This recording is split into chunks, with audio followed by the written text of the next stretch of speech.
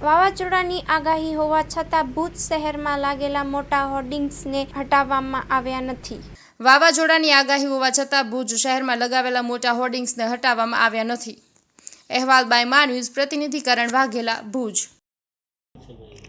આજે જ્યારે હવામાન ખાતાએ આગાહી કરી છે અને આ આગાહી સાચી પડી છે, એનું કારણ કે ભાવનગરમાં રાપરની અંદર આવા ઘણા બધા હોર્ડિંગ્સો ઉડી ગયા છે અને આપણે ભાવનગરમાં તો કદાચ અમદાવાદ અને ભાવનગરમાં એક વ્યક્તિ મૃત્યુ પણ પામ્યા છે।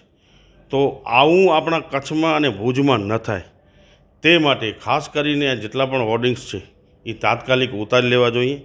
અને બીજું હું એ વધારામાં કે હોર્ડિંગ્સ તો ભલે ઉતારવા, મંજૂરી વગરના જે હોર્ડિંગ્સ લાગેલા છે, જે બોર્ડો લાગેલા છે, આવી તમામ કામગીરી જો જાગૃતતાની ઉપર કરવામાં આવે તો આ કોઈ જાનહાનિ કે કોઈને પણ ઈજા ન થાય આવું પગલું ખરેખર નગરપાલિકાને ભરવું પડે, પણ આજ દિવસ સુધી આના માટેની કોઈ કાર્યવાહી આજ દિવસ સુધી કરવામાં નથી આવી। કારણ કે આ વાવાઝોડાની આગાહી એટલી બહુ મોટી હતી, જે રીતે આગાહી હતી એ રીતે ભલે વાવાઝોડું ના આવ્યું અને એને કારણે આખો તંત્ર કામે લાગેલું હતું અને બોર્ડ બધે ઉતારી લીધા હતા, હોર્ડિંગ્સ ઉતારી લીધા હતા અને કોઈ પણ નુકસાન ન થાય એવા પતરાના જે શેડ લાગેલા હતા તે પણ ઉતારવામાં આવ્યા હતા।